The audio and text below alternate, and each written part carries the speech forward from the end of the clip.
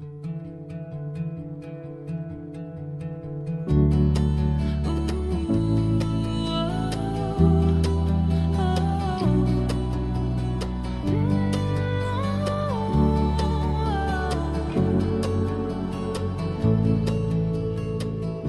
to the Whole Person Revolution, a podcast of Comment Magazine. I'm Beca Bruder, the managing editor of Comment, and today I will be your host. Throughout the past 6 months, we have embarked on an intellectual odyssey, grappling with the very essence of social change. How does this elusive phenomenon take shape? And what are the shining beacons of positive transformation that illuminate our society? When we find ourselves in the midst of spiritual revival, what do we then need to do to be conscious of, to foster for the benefit of future generations, even in the next hundreds of years? Today, we're honored to be joined by Susan Thornton, a member and a family historian of the Taylor family. In the early 1800s, the Taylors embarked on a journey, settling in Brownsville, Tennessee, with a shared vision to instill spiritual hunger in their kingship. They found solace and unity in the warm embrace of Tabernacle Methodist Church, which predominantly comprised of their own family members. The seeds of tradition were sown in 1826 when they convened for their inaugural family camp, marking the inception of a yearly spiritual retreat that has endured almost 2 centuries now. Year after year, in times of war and peace, this family has steadily congregated, seeking spiritual enrichment and cherishing the deep bonds that connected them. A lot has changed since 1826. Most of the family's last names are now Thornton or Claiborne or many other surnames. Now they're no longer a small family, gathering about 500 family members each year. And family members come not only from the surrounding area in Western Tennessee, but around the world as the family has gathered geographically. At the same time, much has stayed the same. The gathering still holds tightly to its both familial and spiritual roots, and many of the rhythms persevere, like the memorial service in remembrance of family members who passed away the previous year, or the love feast, where members are encouraged to praise God for their blessings, and a strong emphasis on preaching and listening to the Word of God. Susan, thank you for joining me today and for sharing about your family. Well, you're welcome. Thank you for having me. Can you start us off by giving us a glimpse of the origins of the Taylor family camp and how it has managed to remain as this hub of spiritual revival for so many years? We, because of the family connection, right, can find our colonial ancestors, who came over in the 1600s. By the 1700s, they were settled in Piedmont, Virginia, farming and raising their family. We married a second cousin to George Washington. So we were not a founding father, but we were influential in the county. 1774, 1775, you start to see Anglican churches closing because their priests have been recalled to England because of the unrest in the colonies. So that left my family unchurched. They were praying people. They were interested in religion. They read their Bible. They went to church. That was part of their daily routine, but it was going to the Anglican church building, to the cathedral or whatever they had, and then that was gone. And into that void came the Methodist circuit rider. So the earliest connection we have is 1775, when one of the circuit riders mentions in his diary that he was kindly received and after taking some refreshment proposed to preach if a congregation could be had. A messenger was sent out and many came, but they were wild as boars. The word, however, took effect upon their rude hearts. The planter and his wife were both converted, and a society of 60 or 70 raised up in the settlement. So that's the first connection of the Taylor family gathering together their neighbors for an intentional religious community. Fast forward to the 1810s, the 18 teens, and my ancestor, who was the youngest son of this family, said, "Thanks, Dad, this has been great, but I'm going to migrate west." And one of his brothers said, "Well, I'll go with you." And to their, I guess, surprise, I mean, I always wanted to hear this conversation that they had. Their 60-something-year-old father said, "Well, okay, I'll go with you." So that nuclear group came from Virginia. They went west as far as they could go, which was Middle Tennessee, which is the Nashville area, because anything west of that was Indian hunting ground territory and was in the process of treaties being gathered into the United States and opened up for settlement. So the Methodist connection they brought with them. In 1826, the land opened up. They bought into Haywood County, Tennessee, which is in the middle of western Tennessee, cotton country, flat delta, good land for farming. They said, good springs and cheap land. And they went there. And there's a quote in the book about one of their sons was writing in his journal that when they landed, the first people they met were Methodist preachers. And so here they had, gotten off the river in a flat place to start a settlement, and the first people they meet were Methodist preachers. So the first building they built was a combination church school. And ever since then, that Tabernacle Church has been our central hub, our heart, our core. In 1826, they would have called together all of the community to have their revival. Part of their annual routine was church revival and bringing it from Virginia, from the camp meeting traditions that were starting, from Middle Tennessee, Central Kentucky, the camp meeting revivals that were being held. 1826, they would have held a camp meeting where they would have set aside time away from their farming and away from their other interests to focus on revival. And from that start to today, we're still doing it. We're the oldest continuous family reunion, church revival camp meeting in the world. So when they started that first one, they already knew they wanted it to be a yearly rhythm, or is this something that just ended up happening? No, I think I would say that the rhythm, the annual revival, was something that they were accustomed to doing. There are documents in Virginia about going out literally into the woods and felling trees and creating an open place and parking the wagons and having a protracted meeting, having church, having preaching, having praying.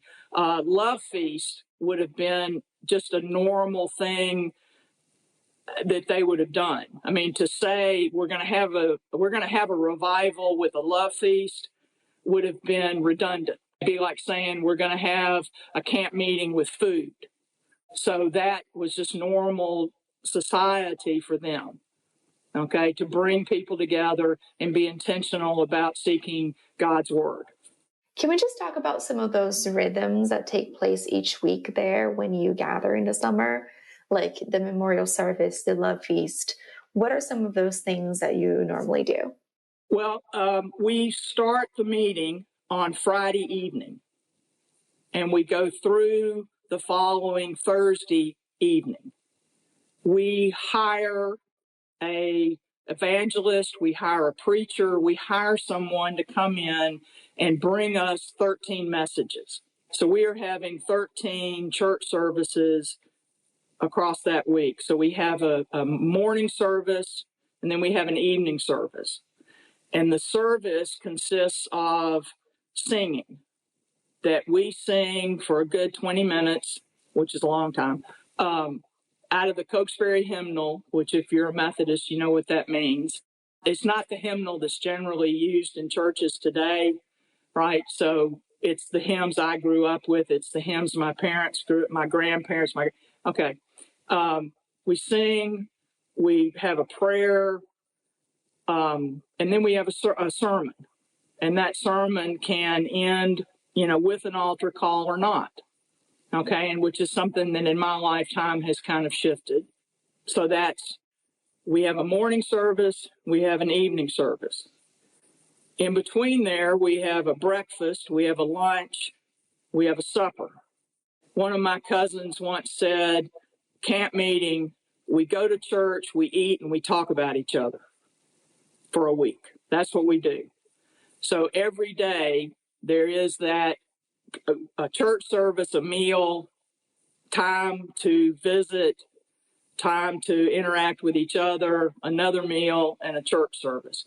We have a prayer meeting early in the morning, sunrise service before breakfast that is led by a family member.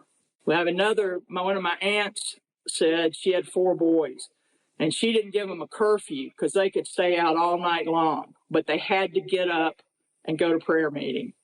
So if you go to prayer meeting, you'll see most of the, sitting in the back with their pajamas on, just about to, fall asleep in the room. But it's that rhythm. On Sunday, we add 2 other services.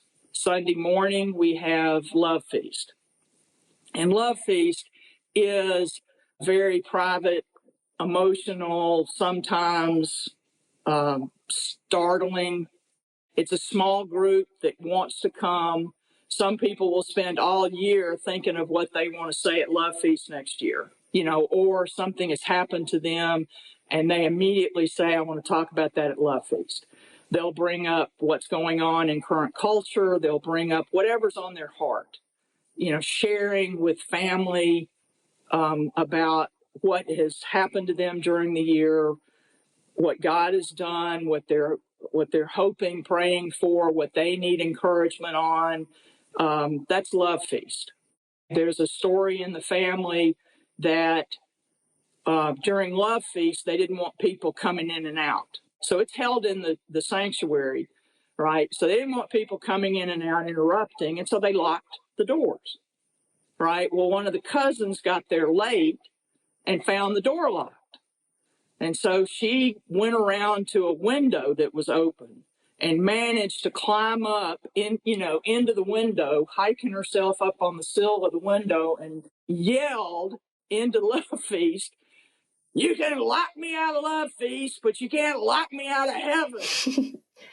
Sounds like a family gathering. So that's the Love Feast. And it's a core group, that really, really looks forward to that every year. And then on Sunday afternoon, right, we have a special service. And, if I was going to opine, one of the things that does make us different is we have a memorial service. If your church is having an annual revival, you're not going to have a memorial service because you've had funerals all during the year. But because we are coming from all over, we have since 1855. Richard Taylor was very intentional that said, have an annual meeting, have an annual revival, and a memorial service. And so it's that memorial service that brings back the people and the family who have passed. And so we look, in the Love Feast, we're looking internally, we're looking in the present, in the immediate. In the memorial service, we're reminding ourselves of our past and who we come from. And you spend the weekend, going through all of that and reconnecting and figuring out who's going to be there all week or who you need to talk to. And then Monday, everything kind of relaxes. But we're still doing the same 2-3 services a day, 3 meals a day, visiting. We have story hour time for kids, that people will put on a program to, bring the kids together on the campground. But it really is it's a communal environment, and we always say once you get there, you don't want to leave because you'll miss something. And if you miss something, then people will be talking about it and you won't know what they're talking about. So it's like once you get to camp meeting, you stay. And so how has it evolved throughout the years? And has it changed in structure or in essence throughout the year? Well, some people would say it hadn't changed at all since 1826, that we're doing exactly what we've always done. I can remember as a kid, you get into superficial things. You get into things like, well, the dress is much more casual. We don't wear pantyhose, okay? We used to be in early fall. So after all of the crop harvest, that's when you would have this meeting. But because schools keep backing up when they open, we're now in mid-July. So in mid-July, the very hottest month of the year, we're sitting in the middle of a cotton field in West Tennessee with no air conditioning. Which again, we always say that contributes to the community, because we're all a little crusty, we're all hot. So we just don't talk about it, you just deal with it. That's changed. But in essence, like the emphasis on the family bond and the emphasis on the spiritual renewal of the family has basically remained the same throughout the years. Yeah, absolutely. That is the consistent thread. I'm reading you all these quotes from 1880, and he's talking about 1826. Okay. It was the one heavenly thought of Richard Taylor's life to bring the children into the church. Conversion. This is the great conservative element of human society and a benediction to the world. He wanted his children and the children of his neighbors converted and brought into the church to the remotest generation. To this end, these services were instituted. While we gather here annually in tender recollection of our dead and mingle our spirits with theirs, we should never lose sight of the pious and leading thought in originating this anniversary. So in 1880, he's admonishing the coming generations to keep it up. That from the beginning, the intention was conversion for our children and our neighbors' children, for our community to be brought into the church, to know God and to know each other. And that's what we've got to continue. Whose quote is it that you just read? That is Reverend Robert Venable Taylor. And it's from an 1880 essay that he wrote about camp meeting. Right. So you can do the math and say, okay, that's the 50th something anniversary, or after about 50 years, after a couple of generations. He's been asked to, like you were asking me, to kind of summarize what's going on and yada, yada, yada. And that's what he came up with. In what ways do the Taylor family gatherings foster a sense of belonging and interconnectedness among the family members? There's a vast number of attendees with a bunch of different backgrounds. I know there's a sense of family, tradition, and storytelling and spiritual force. Is it one of these, a mix of all of these? What's the connecting tissue that holds this group together for so many years? Is there one connection? Is there one tissue, or is it a web? Is it a cord that's been wrapped and is wound? So it's got strength. Had a preacher one time talk about that we are tethered to this place and to this experience, to this shared experience. That's probably a big key, is that it's a shared experience from multi-generations at one time. But he talked about us being tethered. And I kind of, took an exception to that. And I said, well, maybe it's not a tether. Maybe it's a bungee cord. That we are bungee cord. And so we can go off, and with great energy, go off. But if we ever, feel ourselves slowing down, we will be pulled right back. We will be anchored. We will be pulled back in. And that's it, is that no matter what you do, you're family. And he talks about opening the door to the church that he's done 1,000 times. But seeing the faces, feeling the air, the smell, it's that welcome, that home. Like I say, I would take a bullet for anybody, but I don't necessarily want to drink coffee with everybody, and that's what community is, that we don't have to agree. We don't have to even necessarily like each other. Okay. But core is we're family and we have a common shared experience. We have an aunt who, as again, part of our tradition is that prayer and that daily prayer. And so she would be very intentional every Tuesday to pray for camp meeting. All year long, she would pray for the next camp meeting, but she would pray for 3 things specifically. She would pray for the preacher, she would pray for the weather, and she prayed that we'd all get along with each other. So don't think, we're a bunch of, this is some kind of panacea. We're human beings and we're spread out and we've got many different denominations, many different religious affiliations. We've got spiritual people, we've got religious people, we've got political people, we've got we've got everything you can imagine. And for at least a week, right, the more important thing is that we share the camp meeting experience with each other and with our children. What do you teach the future generation and the children about the importance of camp experience? Well, there is every year a birthday. We celebrate a birthday cake with the kids. So every kid is, at least whether they remember it or not, told the story of how camp meeting got to be where it is and what it is. As far as being intentional about that, it really more is a cultural thing.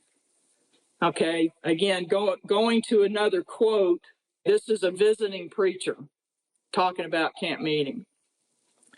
There's no generation gap that I've observed. This may be influenced by an inherited respect for one's elders. On second thought, the more important ingredient may be the respect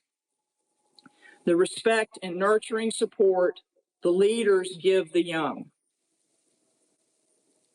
So the idea of having this multi-generational community where someone from outside noticed that there is as much respect from the elders to the younger as there is expected for the youngers to show the elders.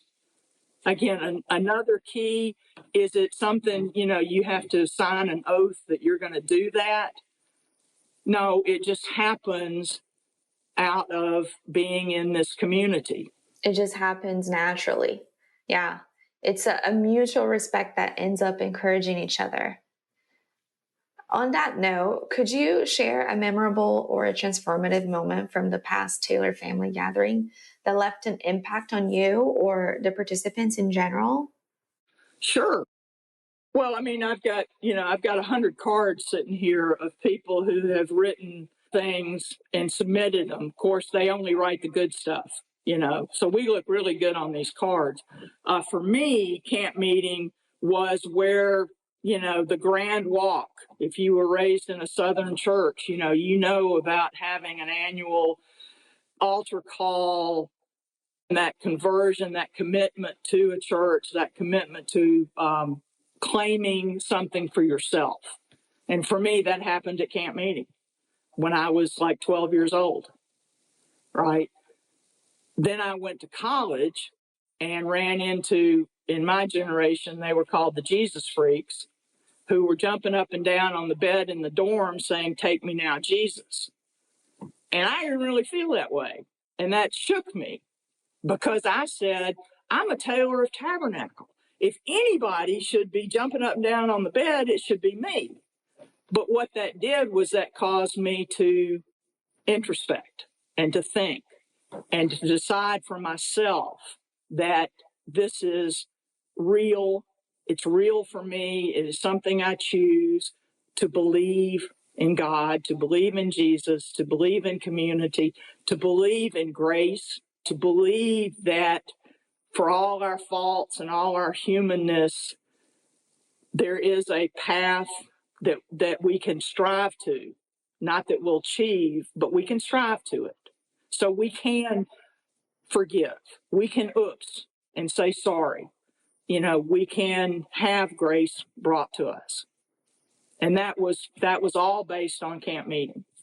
The preacher who I read from earlier came every 3 years.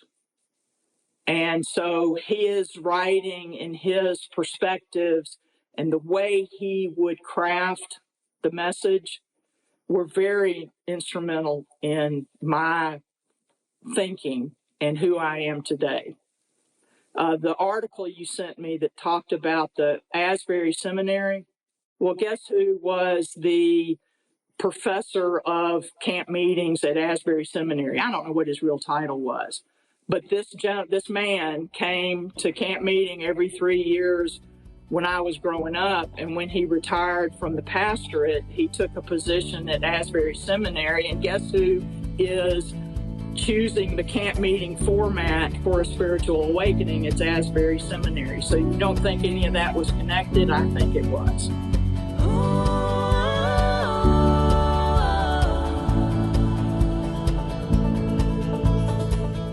It's so interesting, all the links and connections from your family camp that feeds into other spaces. Thank you for mentioning that article by Mark Knoll. It's called Spiritual Renewal and Social Transformation. And he goes into details on those early Methodist movements, many of which involved a camp gathering, like the one your family still holds. So shifting gears a little bit, can we talk some of the nuts and bolts of making something like this happen every year? How is the camp structured? How do you make logistics happen and lodge and feed 500 people for a whole week? Right. Well, yes. The way you do it is you divide and conquer. And so each core family group is responsible for their food and their lodging. The progression of this has changed. Originally, it was family would load a wagon and come from their home and stay for the day and then go back home and prepare for the next day. Then they started saying, well, we can pitch a tent on the church grounds, and then we'll have a place for us where we can put our stuff, where our kids know where they come for a meal, where we can feed people who have come for the services but didn't bring food, and that became the way we did things. And then the family kept growing and growing. And then one year, a family member married the local sawmill. And he said, I've got more lumber than money to rent a tent, so why can I just build a cabin?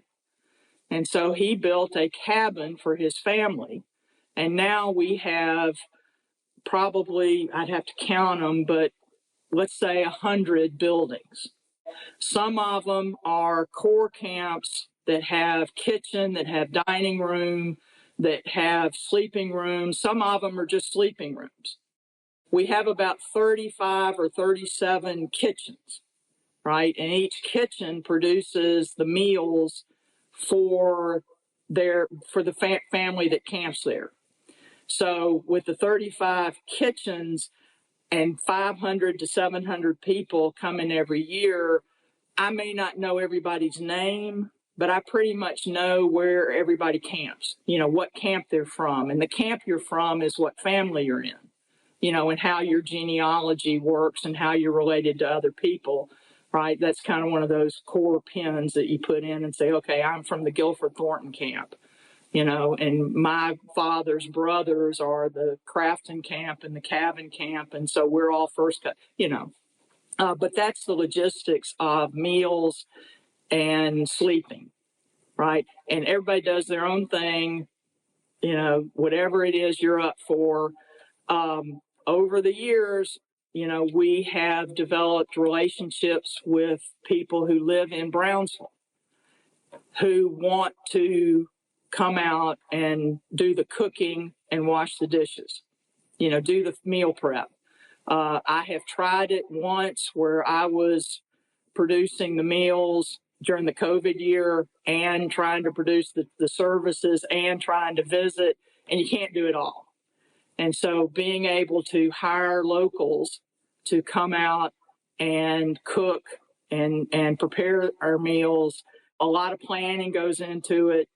Now that we have text and email, people will post that a certain grocery is running a sale on ground beef or chickens. And everybody will go run and get ground beef and chickens and start stocking up for the meeting.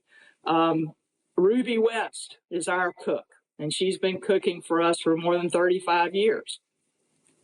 And there are people who frankly have regular jobs and they will take a week of vacation to come out and work the meeting.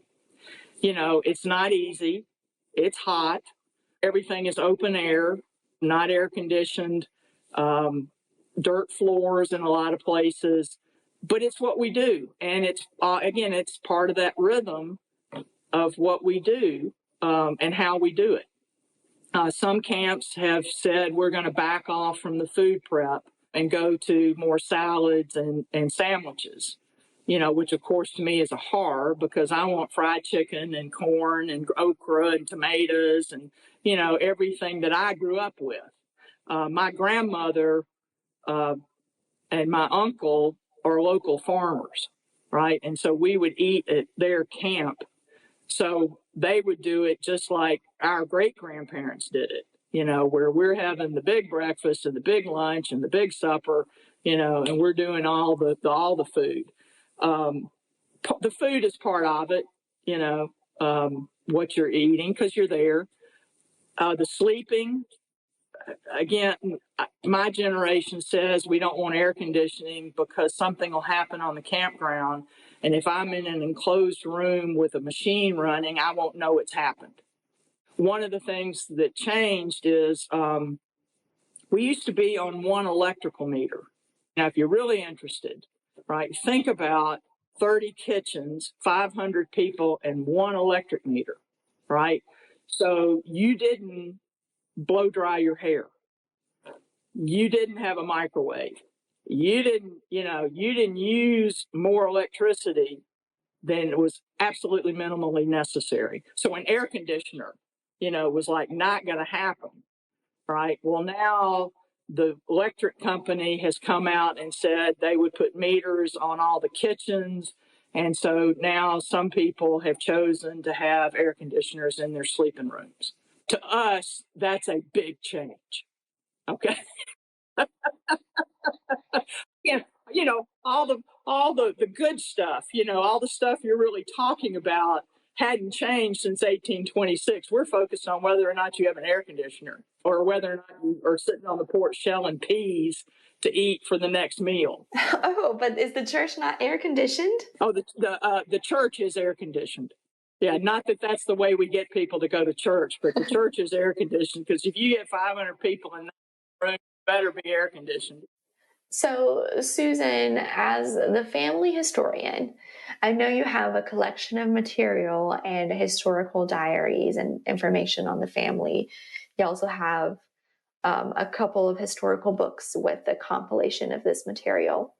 What role do you see storytelling playing in the preserving of the family's legacy and maintaining the spiritual significance of the gathering? Oh, it's huge. It's absolutely huge. We have so much backstory. And to understand half the conversations, you have to know the backstory, whether it's talking about somebody or referencing, referencing Aunt Marie, praying for camp meeting. She's my great aunt. She's been dead for probably 30, 40, 50 years, right? And she is still praying for the meeting. but that's a story that I know because it was told to me and it stuck in my head. And so sharing around your table who you are and about people that have been in your camp. We don't have an intentional story time because, frankly, we started just repeating the same stories, which was a lot of fun for some of us, but not much fun for everybody else. So it is a casual thing around the table. And, you're sitting out there all week.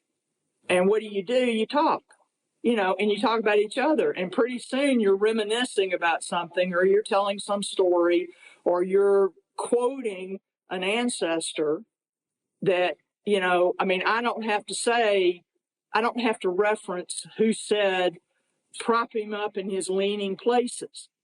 That's just a phrase that is part of our lexicon, that whoever it is and whatever they're doing, we're for anybody that's doing something, and we're going to prop them up in their leaning places.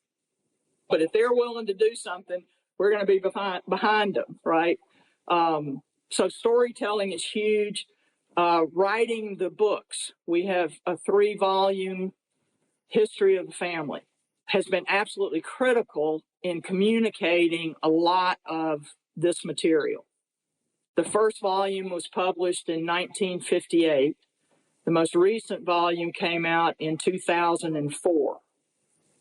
Okay, with the digital age, we don't know if we'll do another one. People don't journal, people don't write like they used to, so maybe there's not as much material to put together in a book.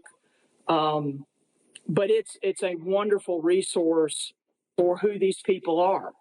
And I'm a big proponent of animating. I know something, I know that, and then I can put a name, and then I can start adding things to that name. And so if I can animate who that person is and was, then that makes them real to me. Okay? I'm going to drop that yes, we were slaveholders. That we were Southerners before 1865, so we had enslaved people. There is one gentleman who is buried in, quote, the family cemetery. So going through records, going through other sources to really understand or being able to call his name and say who he was. We took land, we are on land that was Cherokee Indian Nation hunting lands. And so we displaced the hunting land of a nation. We didn't do all of it, but you know what I'm saying.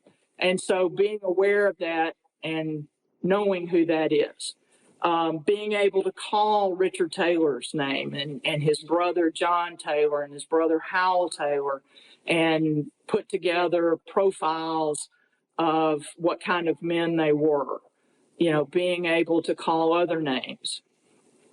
Avril now needs to be named because I remember her. She's the one who made us publish the first book. Literally, she's in the attic on a manual typewriter, typing these pages out, and then took them to the publisher where they made copies and created a book, And that's why we have most of what we have, is because she did that. She needs to be named. So storytelling is huge because storytelling is about human communication.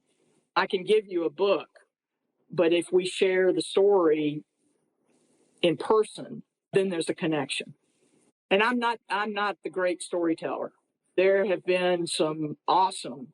You wish you had digital cameras back then when you could just film them. So much of the magic, you never know when magic's going to happen. I wish I could show that to my kids. I wish my kids could hear the voice of the man that I grew up with leading the singing.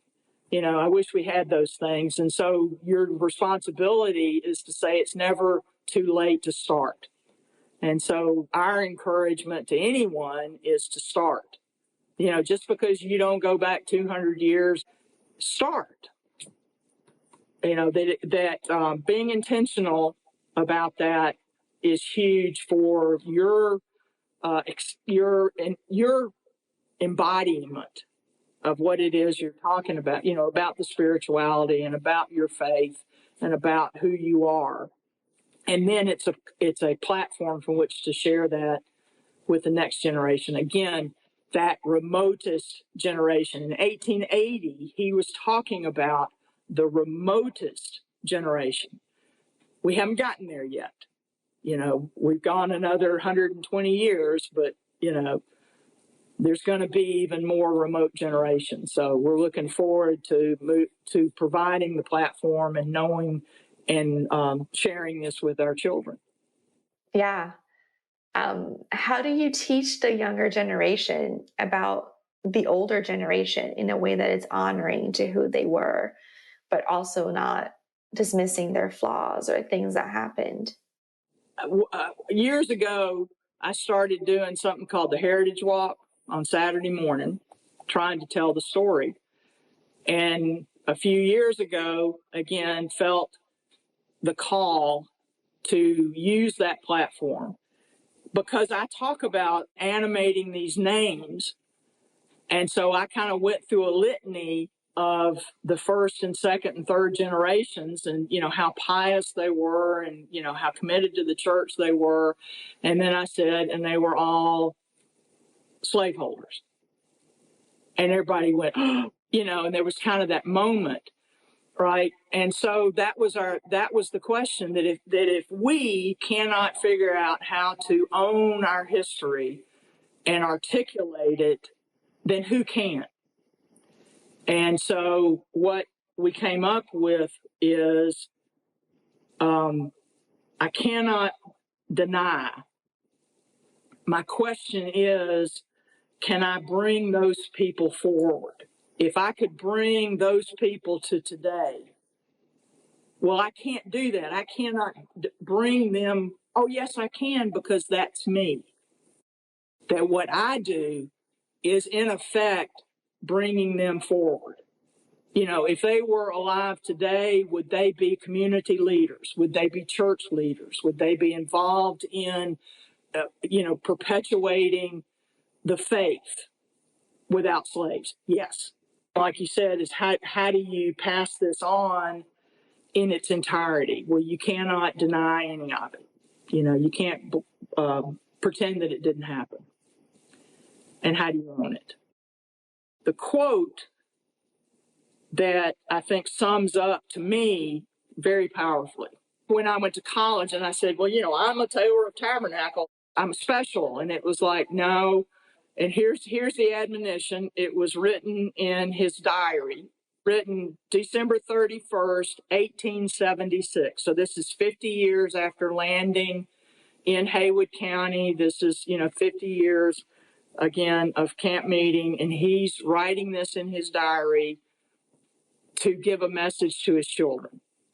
He says, think not to pass your lives upon the merits of your ancestors.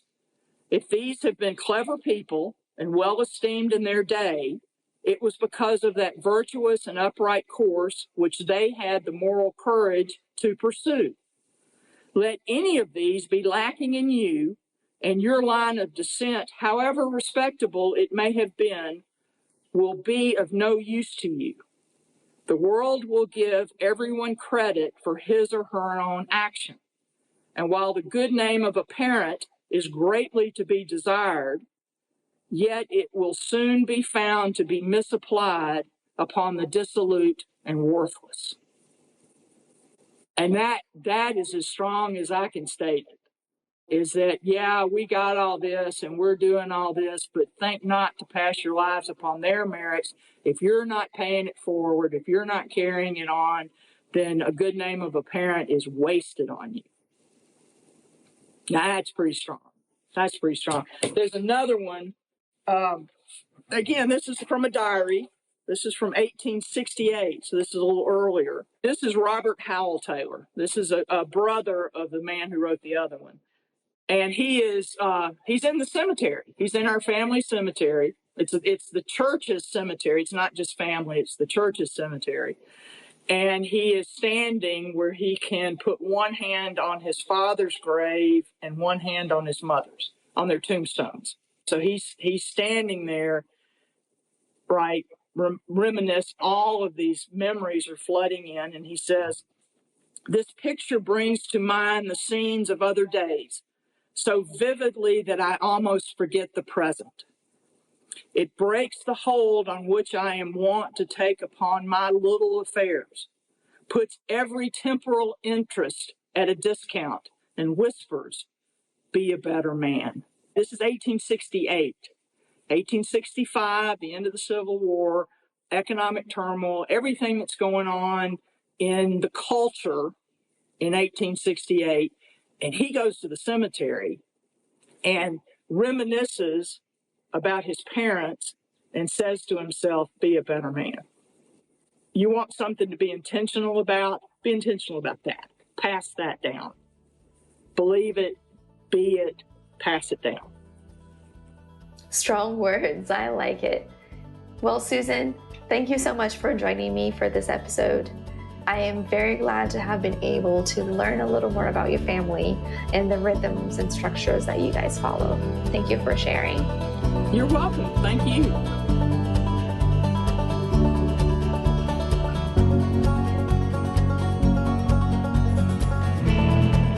Thanks for listening to The Whole Person Revolution, a podcast of Comet Magazine.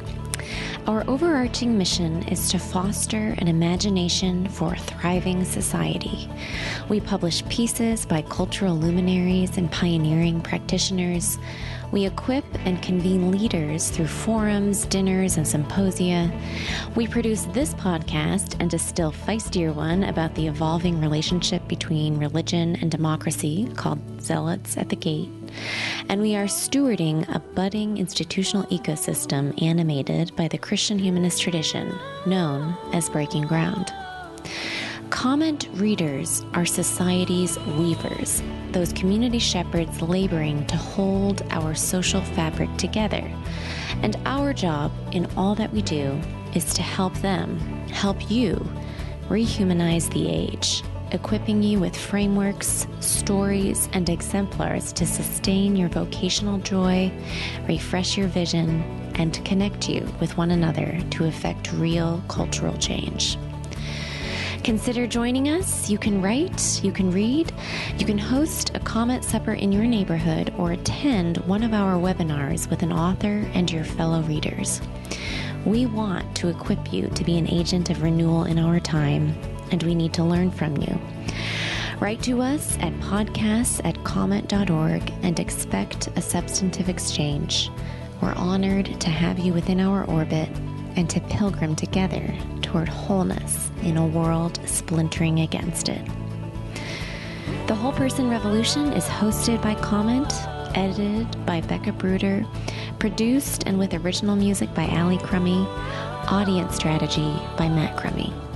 I'm Ann Snyder, and I'll see you next week.